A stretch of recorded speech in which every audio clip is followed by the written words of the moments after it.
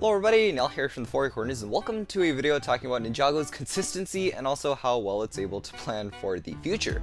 Now the show is definitely no marvel when it comes to this whole forward planning thing. The people over there plan things years in advance, and Ninjago doesn't really need to be like that. There's so much other good things about Ninjago going for it that it doesn't need to plan that much ahead, but some type of planning would be nice.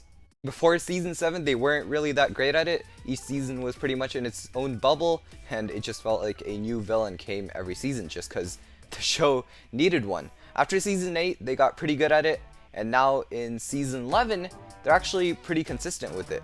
There's definitely pros and cons to it. For example, the Vengestone plot has really been leading us somewhere, and I can't wait to see where that's going.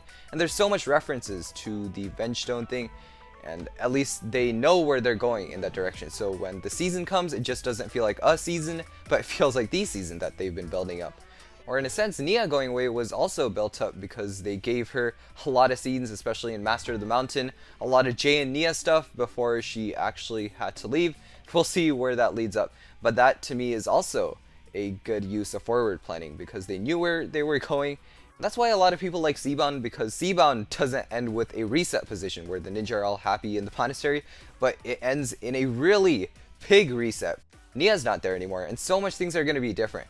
So at least nowadays we're getting a certain amount of forward planning. It doesn't really have to be too much. They don't really have to build up a certain villain for a bunch of seasons and then go to it. It doesn't need to be to that extent, but at least there should be something. There is a con, however, in Season 11 when Master Wu just came up with a random snake tribe and Asphira was in it and everything. See, that's when lack of forward planning is a little annoying. It's better to just set things out there like these 16 realms. They're not just making up realms, there's 16 of them. So when we get a season where they go into a realm, we have some logic behind that. But when Sensei Wu introduces a random snake tribe and does something like that, it doesn't feel as powerful. It just feels like they're making this stuff up as they go. As well as the consistency, I don't even know where to start with that. Before, ninja vehicles would randomly disappear and they would randomly get suits, which we took for granted back then because the ninja just changed suits every season.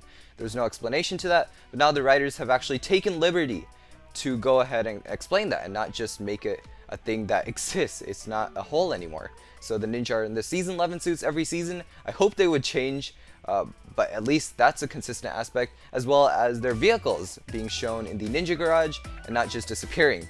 That's also super consistent. So overall, right now, I'm really happy with Ninjago's forward planning. It doesn't really need to be extreme forward planning like Marvel, but at least it exists. There is a basic outline that they're going by, and they're not just making this stuff up as they go. Everything's kind of interconnected in a way. Thank you for watching a video talking about this whole forward planning thing and consistency. And as usual, I'll see you in the next one. Bye-bye.